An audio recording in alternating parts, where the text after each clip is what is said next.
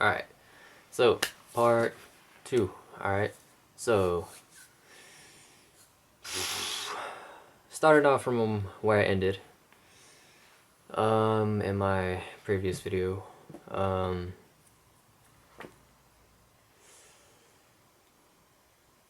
I started getting into astrology, I would say around the about 20 years old, which was like around 2011, 2012. And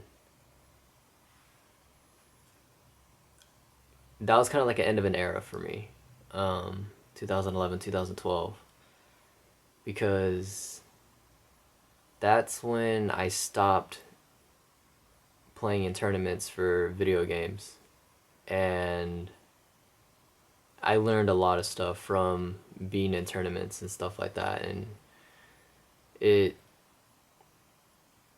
it really showed me another side of myself that I didn't really have too much control over, to where I can manipulate something that I realized within myself, but it just kind of became a new nature to me. And basically the story behind that is pretty much most of my life. I mean, I've done plenty of things the average kid would do. But for the most part, video games was like my 50-60% of what I used to do as a kid. And whenever it came to competition, I was most often in terms best kid on the block, between my friends, cousins, anywhere. And I felt that I deserved it because I was the kid that would go to grandma and grandpa's house or a cousin's house or a party, and I would bring my system over, whatever I was playing at the time. I would look for a TV to plug it into, and that's all I would do the whole time. um, Unless it was like a birthday party, then I didn't have to bring my system because most often my cousin would have the setup. But if it was like an older cousin or something, then I would have to bring my own stuff to keep doing what I do. And playing video games was, for the most part, mostly what I did. And so, yeah, I felt, or it was quite evident that I was most often one of the best kids on the block, in a way. And I never played in a tournament before, really had any kind of competition when I was younger. Not to say that everyone sucked, but I'm just saying, like, joined leagues or played for a school team. I was never a part of anything like that. And leading up to about 2009, early 2009, Street Fighter 4 was coming out on 360, and I had a 360, and um, I don't know what got me into the game. I honestly have no idea. I mean, I've played Street Fighter before, but I was always been a Mortal Kombat guy.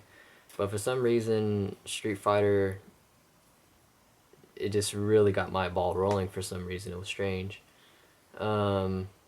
But yeah, so I got that, and this is back when Hollywood Video was around, and Game Crazy was there too. So I got my stuff from Game Crazy. I knew some of the people there that worked there. I got to meet them and got to know them just by hanging out, and going there often. So what happened was Game Crazy was hosting a tournament for Street Fighter, and I never played in a tournament before, or really any kind of league. Only been in one, which was a bowling league, way back. But anyways, I was like, oh, this is interesting. Like, for the most part, I'm kind of always the one that's being accused of cheating because he knows all the moves. And so I was like, this should be interesting. So I signed up for it, and I went all out. I mean, I got my very first arcade stick, and I've always wanted one for 360, but I never got one. And opportunity came. They're selling Street Fighter arcade sticks, so I pre-ordered that. I got it, started playing with it when the game came out, but it was still new to me playing on an arcade stick. But anyways, went to that tournament. I did okay. I didn't get anything out of it other than experience, which was a really good experience, and I got to know a lot of people through that, and some of the guys that worked at Game Crazy, they were in the tournament too, and they played, and we kind of formed a team, and we started getting involved with other teams that were actually in the city. So we all kind of played, trained. When a new version of the game came out, we all get together, have our sessions, go to other tournaments. Very consistent.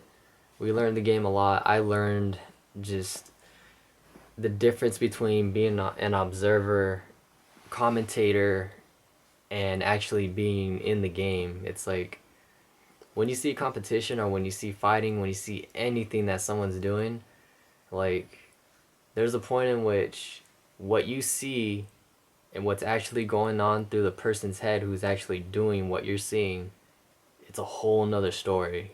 And just that basic statement is something that I really learned. And from when I stopped playing in tournaments and video games and all that stuff for my own reasons, um, I was totally a better player in pretty much any kind of fighting game in general. And it gave me this outlook to where I was able to see where I started and where I stopped. And I seen such a wide spectrum of depth from start to finish. And I feel that kind of became a part of my nature. And around the time that I stopped playing, I I kind of went nuts with that. And just I started questioning just things that aren't even really relevant of the game that I wondered were in the game. Like I started kind of like how I can help you understand is like I was trying to find the physics of particular things that are in the game. So if like you have a character that throws a fireball and then you have a character that's able to go past the fireball without getting hit by it, I was wondering like okay, why like there has to be certain properties of the fireball and then there has to be something missing from the character that the property doesn't interact with this character so they're able to go through it. I just started really breaking down the game like that to a very technical level. And after I stopped playing video games, I took that same um, outlook, that same just drive and curiosity, and I started applying it to all kinds of different things. From the way people talk, the way people think, the way like why things are celebrated this way, why the world runs this way, everything just kind of like every question that you ever had as a child and you asked some grown up and they never really gave you a solid answer. All these things just started really becoming under my investigation within that same depth of where I started and where I finished with video games. All those questions are where I started, and it started to snowball down to the like just a far more depth of what I wanted to reach and what I wanted to know and the perspective that I wanted to gain from it. So all that, how I got into astrology was my grandpa's into like quantum physics and all this other kind of stuff, and he introduced me to a couple concepts, and every time we talk he always tells me stuff and I kind of go home and get back to my own business. But he had said something and showed me something very interesting, and I looked it up, and I kind of like branched off of just that kind of quantum physics relevance, and I was wondering like what is time and space, and I kind of felt that it was a measurement used for a society to keep track of everybody. Um, and then for some reason it occurred relevant to my mom because I told her that, and I said time doesn't exist. It's just a tool for everyone to be kept track of. Like birthdays are bullshit, calendars fucking whack. All this shit is nothing. It's just fucking used to keep track of everybody. And I told my mom that, and she was like, type your birthday into astro.com or astrology.com, one of the two. I think it was astrology.com, and check your horoscope. So I did that, and it occurred relevant of what the horoscope said, and that's when I got into astrology. And what it was saying is that you're gonna kind of come to terms or figure something out that's difficult to find out. And I was like, whoa, that really makes sense. I'm trying to figure out what time and space is, and then this thing is telling me that that's what I'm trying to look for. So I was like, okay, this makes sense. I'm gonna go along with it. And in the house, since I was kind of like a kid, we've always had the secret language of birthdays. A lot of people know that book. Um, so I started looking into that a little bit more deeper because after that horoscope, I was really sold on astrology. And I really got into that birthday book, started studying it, and then I showed it to friends, and they read it, and like, oh yeah, this makes sense. Okay, that's me, totally. Um, and then I was like, oh yeah, this is really interesting stuff. So I started looking at these books, and I started, hey, what's your birthday? And I'll read up on it. I was like, is this true? Read it, and they'll familiarize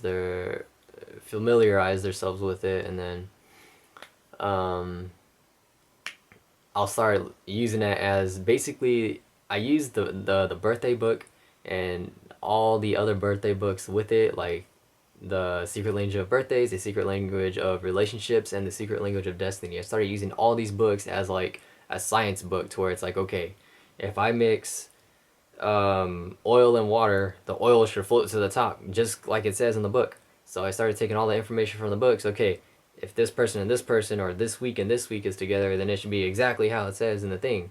And then if I read this part of the book, then if I find this person, then they should be just like that. And it's like I ran test and test and test through the books and trying to find people that I'm supposedly compatible with, and then see if it actually occurs as the books state.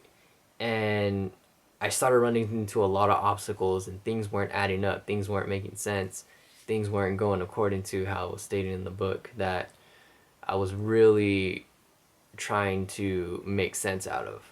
And eventually, a couple years down the road, when you see my first astrology tag, um, which was last year of November or December, I think it was like mid-November. I'm not sure. That's when I started really getting into more astrology.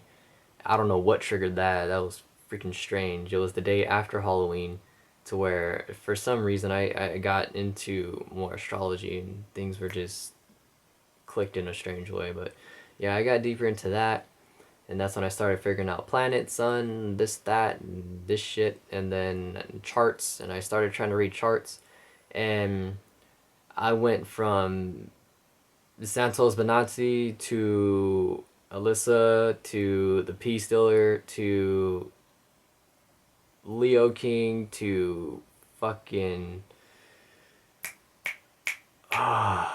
Christopher Witecki. I've bought fucking books that were recommended by all of these people. Parker's Astrology, the only astrology book you'll ever need. Um, what is it? The Bundle at the Speed of Light, which is from KRS. Spiritual Astrology, which has to do with what is it? Eclipses. Um, and then there's another one that my grandma had that she let me see. That one's okay actually. I thought that was a good one. But anyways, um, I've gotten classes from Leo King that he has just in his thing. They're actually pretty good. I liked them when I was going through them. And I've done web seminars with another group, with Christopher Witecki, and things were just still not adding up. I fucking all this information. I've gone through it, and I still couldn't make sense. I couldn't read a chart. Oh, and Cancer Virgo, that's another one who I've done a lot of research on his videos, and we actually talked on the topic. But anyways, all that stuff didn't make sense. I went to KRS. I checked out Vedic astrology. That started making a lot more sense. Um, and that still leads me to the way that I say is, why is it that the people way back then in the Greek Western days could trust the sky that they made readings on, but why is it that today the sky is invalid? Doesn't make sense to me. Like Santos Bonacci, he mentioned, he called it like perceptional slippage or something like that, to where the age of Aquarius, age of Pisces, constellations move in the sky, and they say it's not about the stars in the background, it's more about the planets and the angles of all these things, and spring is always going to be this day, yada yada yada. But yeah, I just pretty much play it off whatever I see in the sky at the day, because if we didn't know about the way that they did it back then what would be screwed if we were way up in 2 billion years ago to where whatever the golden age, um, and we didn't know about the way that they did it way back in what Greek days when they started using shit like 2,000 years ago or whatever. Will we be screwed because we don't know their ways? Like, this doesn't make sense to me that there's one particular way and it just happens to be that way within the span of time about 2,000 or so years ago. I mean, I don't know. That's them. That's just the way that I see it. But anyways, carrying on. Like I said, I got into that shit. I started getting into Vedic astrology. I've watched reviews that KRS has on his channel with, or interviews with all the different astrologers. Sam Geppy. I even Tom Lester, I think his name is. I was watching his videos too. He's more Western. And then you got Lada, and then like I said, basically I went through the whole fucking spectrum damn near, and I've gotten all these damn books and all this shit and all these other reviews and all this stuff, and astrology just, it's very complex. It is very, and the one thing that I get out of it, I don't really research it anymore. I mean, I've came up with the 4 phases for myself, and still I find things shifty, and I kind of understand that in the context of astrology. And as I was saying, the thing that I learned out of astrology that I give it a fucking trophy for is this way that I word it is like, you're with a religion and you learn the morals of it, but then you drop the religion, you say fuck the god, I don't care about this, I don't care about looking like this or whatever, and then church worship, this shit, whatever, hell, heaven, fuck it all. I'm gonna carry the morals. I'm gonna carry everything that I learned from this religion and drop the whole story, drop the icons, just learn how to be the person that you've become within that religion. And that's what I feel that I did with astrology. Is I've came up with a lot of concepts and different ways to look at life. And that's pretty much what I'm keeping from astrology and not so much concerned about it anymore. Although it has given me a different understanding of life, and I definitely appreciate it for that. And the same thing with numerology. I'm trying to tone that down too a lot, and that has also taught me a lot of stuff about astrology. So I don't know, this could be a particular phase, but for the most part, like I said, refining myself or purifying myself to where I'm getting back into, I'm actually getting into my real, like my whole zone, like who I am as a person, and pushing those very curiosities into my own direction as a philosopher and keeping my own views pure to what I see from my point of view and not having any kind of particular filter of, say, astrology or religion or any kind of particular belief. So even though they've helped me a lot and they've really opened up me to different things, but I feel stable and secure enough with myself to figure my own curiosities out. And I plan on sticking with that. But like I say, plans, don't make them. Things change over time, of course, and I've learned that through astrology. And just go with the flow. When the time comes, then things will fall into place. But yeah, so that's pretty much what's going on right now. And that shoe that I mentioned, if you don't have me on Instagram or Facebook or whatever, then you probably haven't seen what I did to my shoe. And I don't know what drove me to do it. I kind of do, but I don't know. I went all out this time. And I don't like Converse. I don't like those thin shoes that feel like you're wearing a paper towel on your foot. I like a little leather and even suede maybe and some padding in there in my shoes, because I like durability and I like things to last. So when things just start breaking like controllers, it's kind of bugs out a little bit. But yeah, so this is what I did to my shoe. Let's see. There we go. Right there, that tongue, there's a patch in there. You can't really see it because the laces are covering it, but yeah. There's about a 4x4 inch patch in there, and then there's right there, I made an anthrax patch, and then Tales from the Crypt is on the back, and then let's see, it says death right there, and then on this side it says stormtroopers, and then on the strap that goes over says of, and SOD, storm troopers of death. So that's why it's like that. So you got stormtroopers of in the middle, and then death on this side. SOD.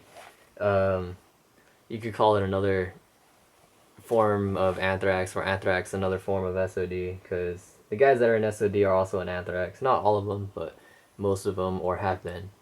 And then on this side, I got Megadeth, rest in peace, and then Realm, and then yeah, and then what I did is I took some black flannel, and then on these areas right here, shit, it's like underneath this little patch right here, it's like black flannel, and then on the toe, it's like black flannel, and then on this side too, where I got this other little patch of death, there's black flannel right there. What it usually originally were in these areas were this stuff right here, this kind of gray, thermal style looking stuff. So yeah, I pretty much tweaked this whole shoe out, and there you go. So I'll give you another little spinner-rooney real quick. And mostly what I do with this is I tuck it into right about here, and it goes in like that. There we go. It's in there stuck, and I pull it down more so it stays more sturdy. But yeah, so that's pretty much it, and I'll flip it all the way around real quick. It took me all day to do this yesterday. I made all the patches from scratch except for the Tales from the Crypt one on the back. I did make that from scratch, but I didn't make it yesterday. And then all these like red sections and all these little black flannel patches, I had to sew them in and then cut them out, cut out the borders so it's not like folding out and shit like that. But yeah, it was pretty easy. It was just a lot of time consumed. But yeah, I did that, and then I made that baseline, so I don't know. I guess I just have some creative outlets and energy that I'm going through right now. I don't really have too much on the menu right now, but I've been putting new things on my menu to do. And then diet's another concern that I have. But yeah, I figured I could fill you in on my history of astrology and my studies of that I've gone through with it and what started it, and particularly this is the end of it. Man, the reason, yeah, that's what I was getting at. Why I even brought it up was that what I'm going through right now that I can't really explain too well had to do with relationships and connections with other people. That's the thing. It's connections with other people. Like, we meet plenty of people, and some people we could talk about one topic, and we could talk with another person about the same topic, and it could go relatively well. But there's a particular energy that just clicks between specific people, and it's strange to me, and it's very puzzling. And so far, male to female has been the occurrence, and not so much male to male. And that's pretty much what's got me puzzled right now, which has been one of my curiosities and wonders and things that I'm taking note on. Hopefully, the way that my life is going, I'll see where it heads. I'm not gonna say hopefully, not to say hopefully, but like I said, I'll just see where things go, and I guess I'll keep you guys updated, guys and gals, and whatever else is watching this. But on a side note, I'd mentioned something on Facebook. And I say when you're having a difficult time, it's always nice to check the couch because you don't know what you'll find until you do. And something that's been bugging the hell out of me was that I couldn't find this. And you should know what this is. A little chapstick lip balm. So, yeah, that was great. And I found some change for bus fare. Freaking sweet. But, anyways, that's it for today, tonight, wherever you are, whatever time it is, whatever tomorrow is. So, till later. Thanksgiving's coming up. So that's something else to look forward to. So, later.